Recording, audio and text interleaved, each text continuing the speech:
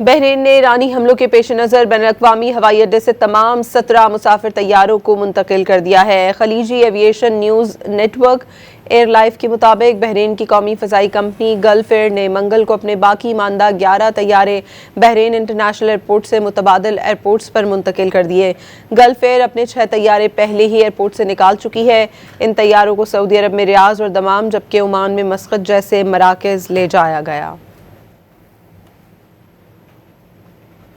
بحرین نے ایرانی حملوں کے پیش نظر بین الاقوامی ہوائی اڈے سے تمام 17 مسافر طیاروں کو منتقل کر دیا ہے۔ خلیجی aviation news network air life کے مطابق بحرین کی قومی فضائی کمپنی گلف ایئر نے منگل کو اپنے باقی ماندہ 11 طیارے بحرین انٹرنیشنل ایئرپورٹ سے متبادل ایئرپورٹس پر منتقل کر دیے۔ گلف ایئر اپنے 6 طیارے پہلے ہی ایئرپورٹ سے نکال چکی ہے۔ ان طیاروں کو سعودی عرب میں ریاض اور دمام جبکہ عمان میں مسقط جیسے مراکز لے جایا گیا۔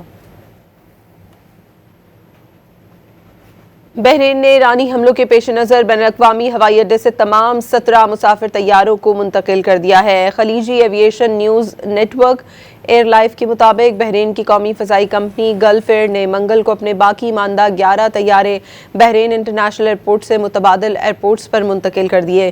گلف ایئر اپنے 6 طیارے پہلے ہی ایئرپورٹ سے نکال چکی ہے۔ ان طیاروں کو سعودی عرب میں ریاض اور دمام جبکہ عمان میں مسقط جیسے مراکز لے جایا گیا۔